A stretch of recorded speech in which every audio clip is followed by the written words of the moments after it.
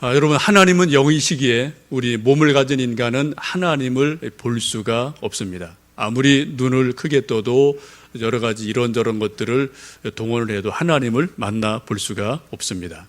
그럼에도 불구하고 우리 인간의 깊은 내면 속에는 하나님을 보고 싶은 갈망이, 그런 열망들이 우리 모두에게는 본능적으로 있습니다.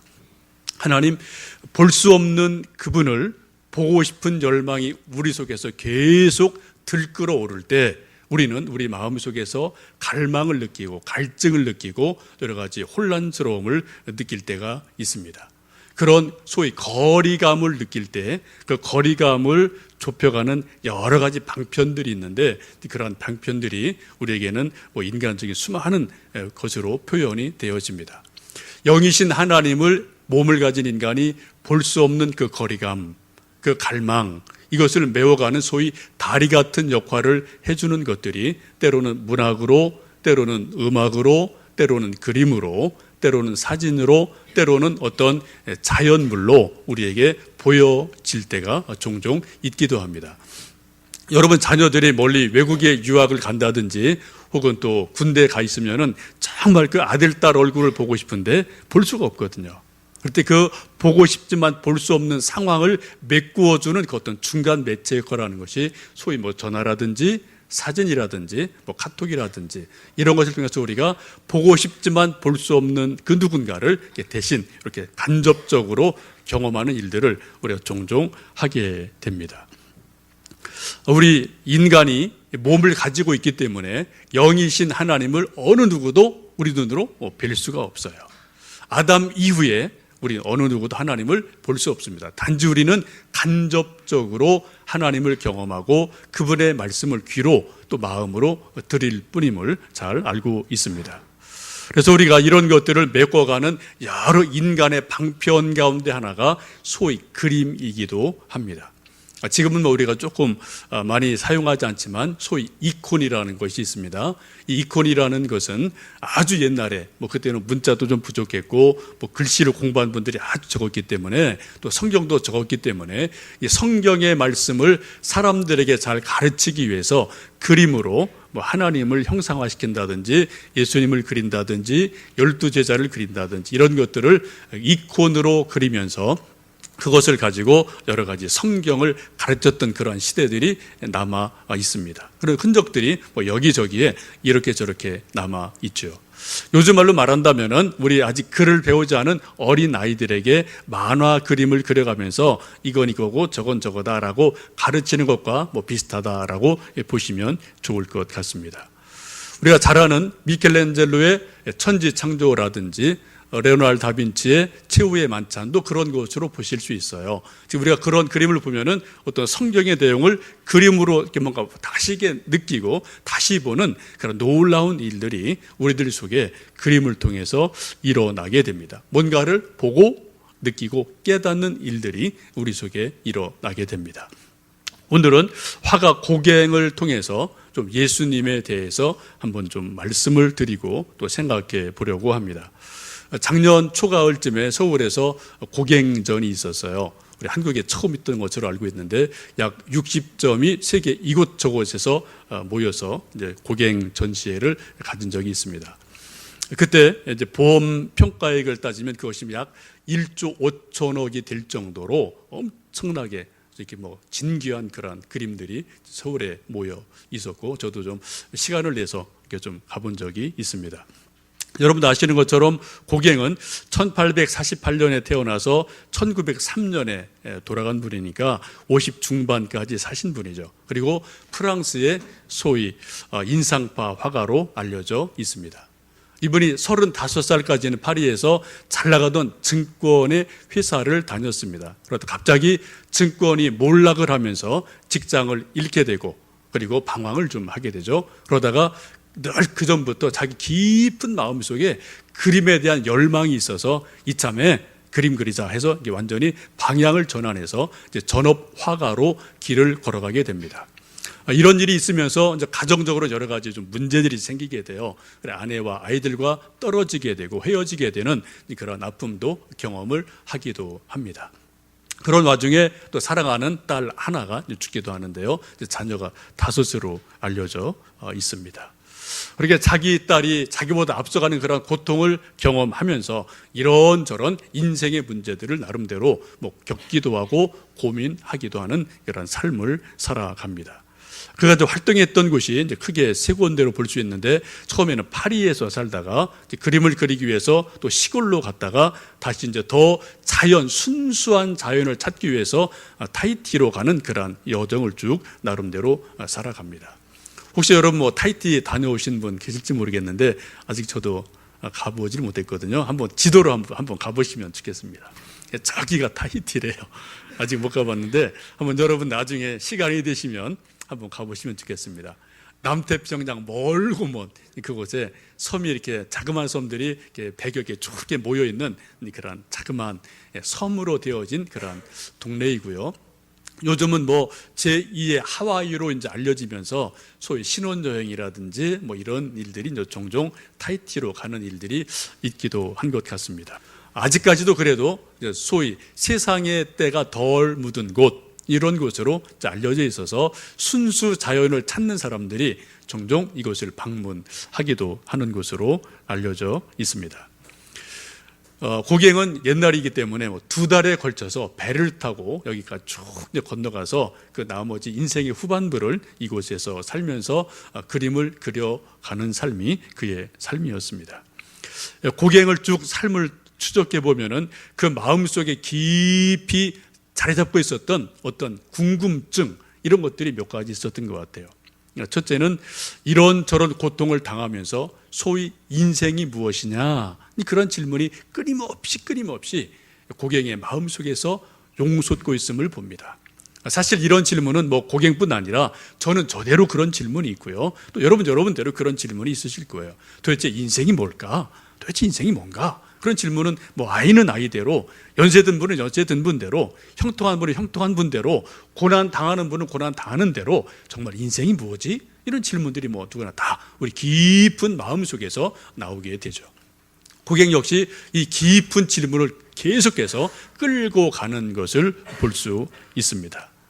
또한 그 답을 찾기 위해서 그는 끊임없이 그리스도를 묵상하기도 하고, 또 하나는 자연을 계속 찾아가면서 정말 소위 순수 자연 속에서 뭔가 답을 얻으려고 무진 애를 썼기 때문에 결국은 아직 세상에 때가 묻지 않은 그런 타히티를 찾아가서 거기서 뭔가 답을 찾으려고 인생의 말년을 쭉 지내는 그러한 삶을 찾아볼 수가 있습니다. 그 인생의 수 없는 질문들을 그는 그림을 통해서 질문하기도 하고, 그림을 통해서 스스로 답을 찾아가기도 하는 그러한 삶을 살았던 삶으로 고갱의 삶을 볼 수가 있습니다. 고갱의 수많은 작품이 있는데 소위 3대 걸작품 하면은 3가지를 꼽죠. 우리는 어디에서 왔는가? 우리는 무엇인가? 우리는 어디로 가는가? 이 그림 제목입니다. 또 하나는 황색 그리스도, 또 하나는 설교 후의 환상, 이 3그림을 소위 고갱의 3대 걸작품으로 전문가들은 이야기를 합니다. 여러분, 우리는 어디서 왔을까요? 우리는 무엇입니까? 우리 누구입니까? 우리 또 어디로 갈까요? 이 질문 우리가 좀 어서 많이 듣던 질문 아닙니까, 여러분? 여러분, 이런 질문 어디서 들으셨나요? 우리가 흔히 최희준의 하숙생 노래를 부를 때 인생은 나그네 길, 어디서 왔다가 어디로 가는가, 그럼 부르면서 또 들으면서 정말 인생이 뭐지? 고민할 수 있습니다. 우리가 또 대학 시절에 혹은 철학서적을 보면서 정말 인생이 뭐지? 이런 것을 우리가 또 고민할 때가 있어요. 여러 가지 또 시를 보든 작품을 보든 영화를 보면서 우리는 정말 인생이 뭘까? 그런 궁금증을 우리가 늘 갖게 됩니다. 소위 또 개똥 철학을 하면서 정말 인생이 뭘까? 그런 고민을 우리가 나름대로 저는 저대로, 여러분대로 이렇게 저렇게 하시면서 살아오고 계십니다. 여러분은 오늘 어디서 오셨습니까? 오늘 또 무엇 하십니까? 오늘 또 어디로 가실 겁니까? 답이 나오죠? 우리 다 집에서 왔어요. 또 예배를 드리고 점심을 먹고 그러다가 커피 한 잔 마시고 또 집으로 돌아가실 거예요. 이게 우리 하루입니다. 이걸 조금 더 길게 늘려서 우리 인생 전체를 본다면은 정말 우리가 어디서 와서 무엇을 하다가 어디로 가느냐, 이것이 우리의 전 인생의 질문이고 우리의 궁금증이고 고민이기도 한 것을 우리가 간혹 우리 마음 깊은 곳에서 느낄 때가 있게 됩니다. 여러분, 우리는 어디서 와서 어디로 가는가? 이 질문을 누가 가장 먼저 했을까요? 소크라테스요? 공자요? 부타가요? 어떤 이름 알 수 없는 어떤 철학자가요? 우리 그렇게 흔히 생각할 수가 있을 것 같아요. 그런데 이 참으로 근본적인 질문은 그들이 한 것이 아니라 그 훨씬 이전에 성경에 기록되어 있음을 여러분 발견하실 수가 있습니다. 창세기 16장을 보시면 하갈과 사레가 등장을 하는데, 아브라함이 사레에서 아들을 낳지 못하자 그 임시 방편으로 하갈을 데리게 되고, 하갈이 아이를 갖게 됩니다. 그때 이 하갈이 아기를 갖자 태도가 돌변을 하죠. 그래서 여주인 사레를 멸시하고 무시를 하게 됩니다. 그래서 쫓겨나게 돼요. 그래서 지금 몸이 부른 상태에서 광야에 쫓겨나서 이렇게 저렇게 방황을 하고 있을 때, 갈 바를 알지 못하고 있을 때, 그때 천사가 나타나서 하갈에게 질문합니다. 하갈아, 내가 어디서 왔느냐? 내가 어디로 가고 있느냐? 이 질문을 창세기 16장 보시면 천사가 광야에서 방황하는 하갈에게 던지는 질문이었습니다.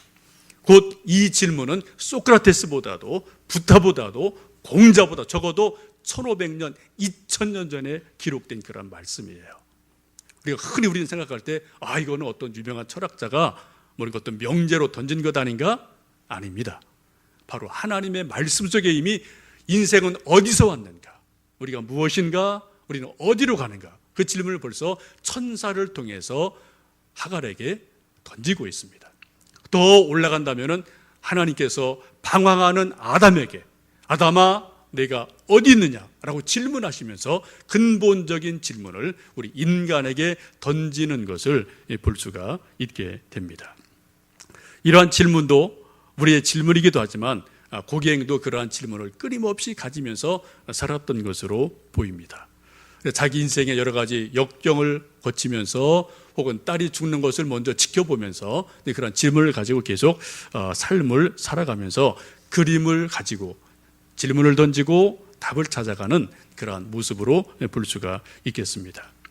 여러분, 한번 고갱이 그린 그림, 우리는 어디서 왔는가, 또 우리는 무엇인가, 우리는 어디로 가는가, 그 그림을 먼저 보시면 좋겠습니다. 이 그림인데요, 상당히 좀 대작이고 큰 그림인데, 여러분 이렇게 세 가지로 보셔야 돼요. 이렇게 저쪽에 보시면 아기가 이렇게 막 태어나는 모습이 있죠.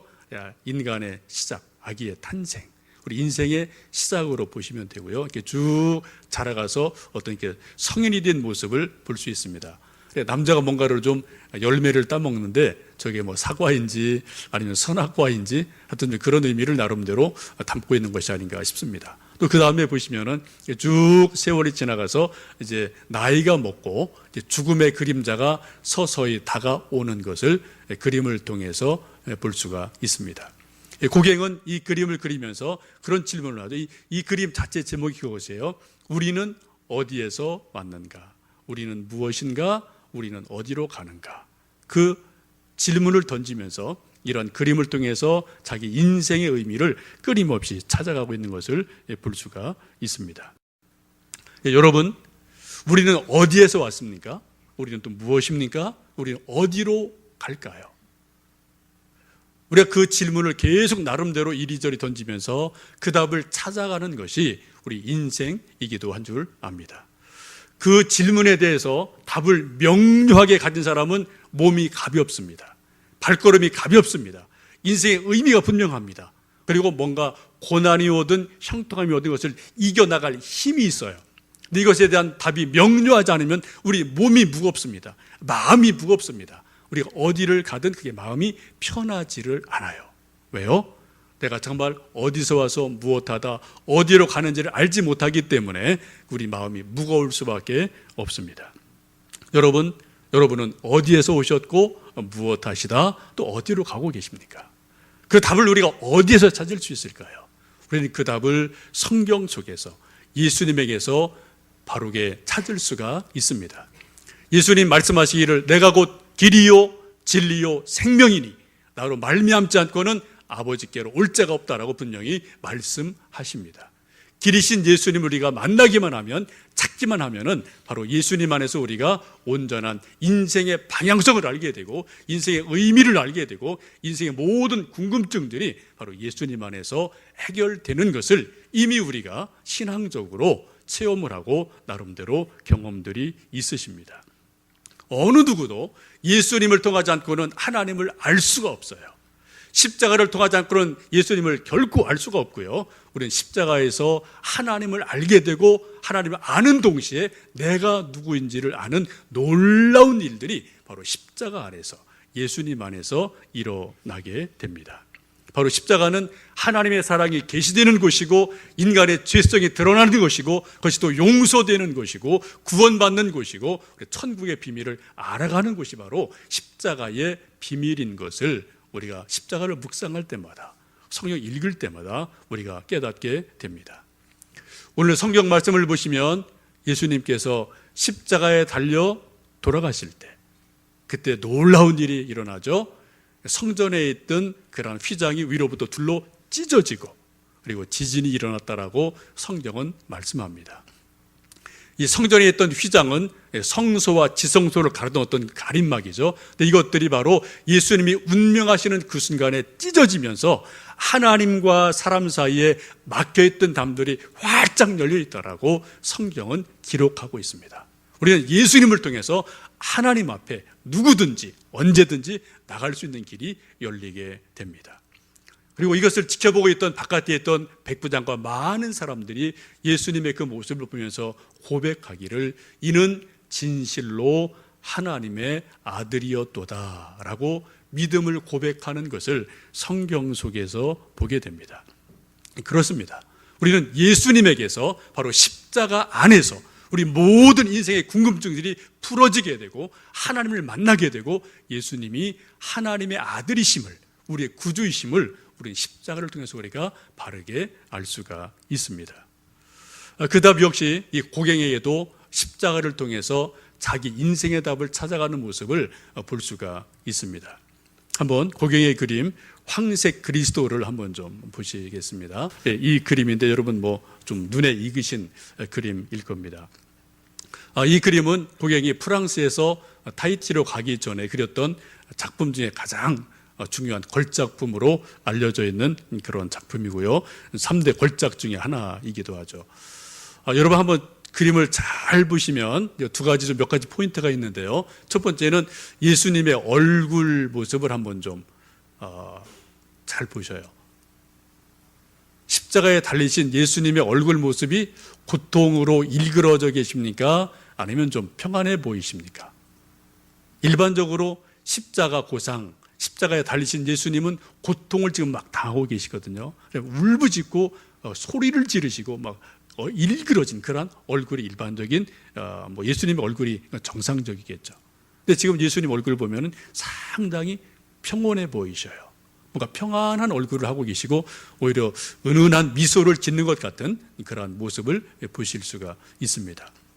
그 다음에 또 십자가 아래에 있는 세 여인들이 등장을 하는데 이 세 여인들도 얼굴 모습을 보시면 막 고통하고 슬퍼하는 얼굴 모습이기보다는 뭔가 평안함을 누리는 그런 얼굴 모습으로 표현되어 있는 것을 볼 수가 있습니다. 전통적으로 십자가에 달리신 예수님의 얼굴 모습 혹은 십자가 아래에 있는 많은 사람들의 얼굴의 표정은 어두웠습니다. 고통당하는 표정이었어요. 왜요? 예수님도 고통스러웠고 그것을 지켜보는 수많은 사람들도 역시 고통을 느끼면서 예수님의 고통에 같이 동참하는 아픔이 표현되어 있었습니다. 그런 것을 가장 잘 드러낸 작품이 피에타라고 볼 수가 있겠죠. 그래서 고통당하는 모습을 우리가 이런저런 작품에서 볼 수가 있는데 신기하게도 이 고갱의 황색 그리스도의 예수님의 얼굴 모습 또 십자가 아래에 있는 세 여인의 얼굴 모습을 보면은 고통스럽지 않다는 거예요. 평안함이 있습니다. 평온함이 있음을 우리가 볼 수가 있습니다. 왜 그럴까요?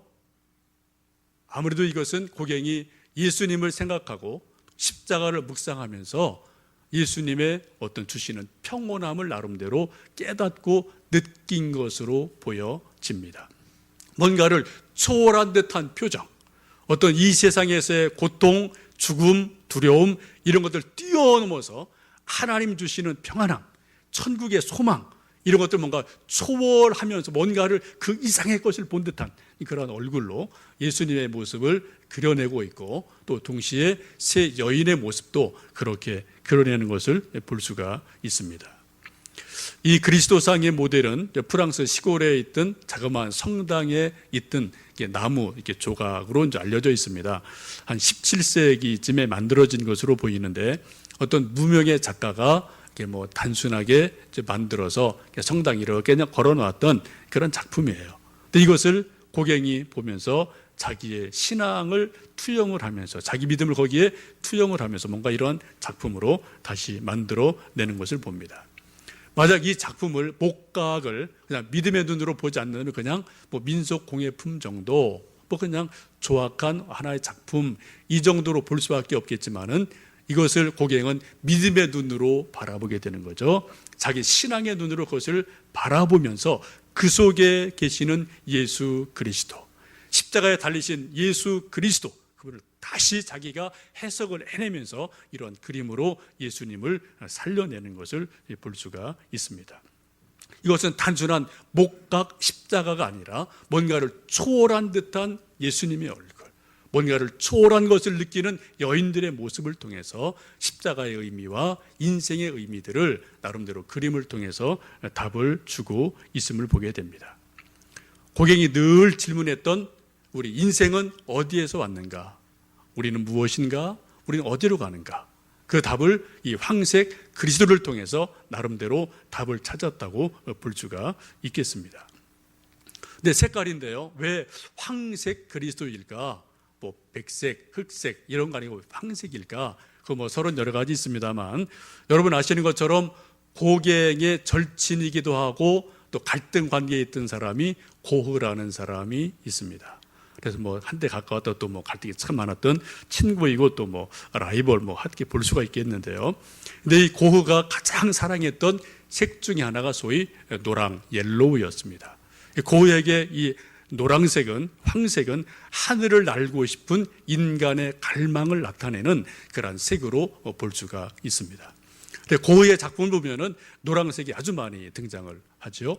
그리고 여러분 아시는 것처럼 해바라기를 이렇게 쭉 보시면은 해바라기가 참 많이 등장을 하는데, 그 해바라기도 바로 노란색으로 쭉 이렇게 형상화되어 있지 않습니까? 그러면서 뭔가 하늘을 날고 싶은, 이 지상에서 뭔가 그것을 초월하고 싶은 그러한 자기의 마음의 소원들을 노란색을 통해서, 해바라기를 통해서 고흐가 나름대로 많이 표현하는 것을 여러분 보실 수 있습니다.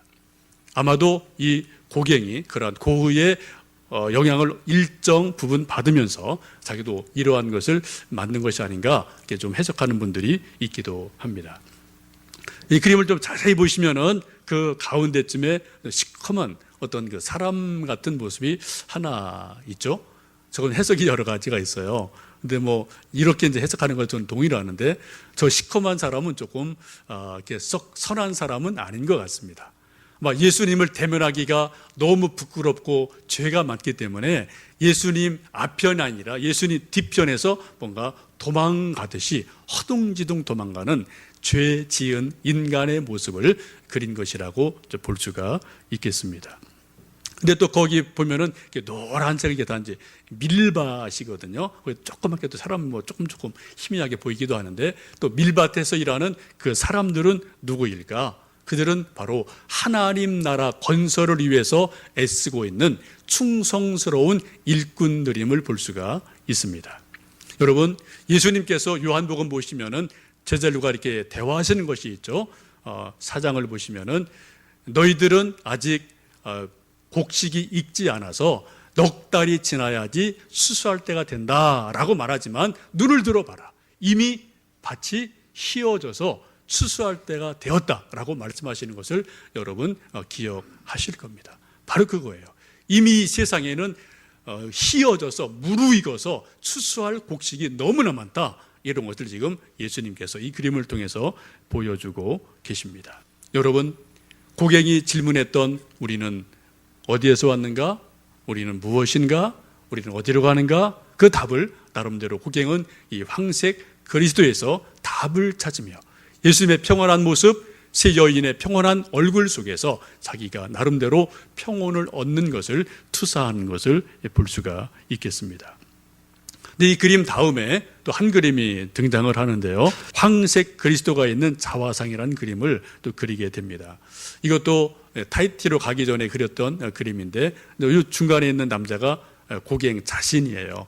하여튼 나름대로 자기를 잘 그리는 것으로 보게 되죠. 근데 그 그림 뒤에 배경이 두 가지가 있는데요. 왼쪽 이렇게 좀 보시면 뭔가 항아리 같은 것이 있죠. 그거는 그로테스크한 자화상을 항아리로 만든 것으로 보시면 됩니다. 그리고 그 옆에 또 황색 그리스도가 또 같이 등장을 하는 것을 보실 수가 있습니다. 여기서 고갱은 두 가지 갈등하는 것을 보죠. 그로테스크한 그러한 자화상을 만든 항아리에서는 자기의 악한 모습을 보는 거예요. 나도 악마가 될 수 있다라는 것을 보면서 동시에 또 옆쪽에 있는 황색 그리스도의 평온한 얼굴을 보면서 나도 저처럼 평온할 수도 있다라는 것을 보면서 그 중간 사이에서 갈등하고 때로는 이쪽으로 때로는 저쪽으로 왔다 갔다 하는 그런 자신의 모습을 자화상을 통해서 표현하고 있는 것을 볼 수가 있습니다. 이제 또 하나 자화상이 있는데요. 감람산에서의 그리스도라는 그림이 있는데 여러분 잘 보시면 이게 지금 예수님이 감람산에서 기도하시는 그런 것을 그려낸 거거든요.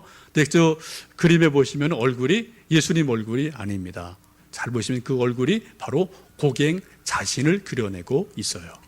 19세기에는 어떤 위인들과 나를 동일시하는 그러한 일들이 아주 유행했던 하나의 사조로 알려져 있습니다.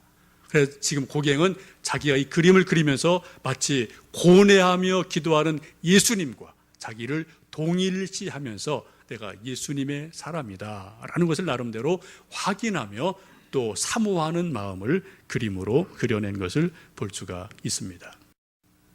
여러분, 이제 다시 말씀으로 돌아가면요. 마태복음 27장을 보시면 십자가 아래에 있던 백부장이 그렇게 고백합니다.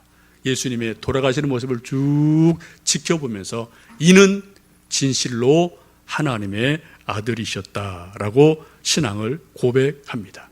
고갱 역시 인생은 무엇인가? 어디에 서서 어디로 가는 끊임없는 질문을 그림을 통해서 질문을 던지고 그런 또 삶을 살아가다가 드디어 황색 그리스도를 그리면서 계속해서 나름대로 답을 찾아가는 것으로 볼 수가 있습니다.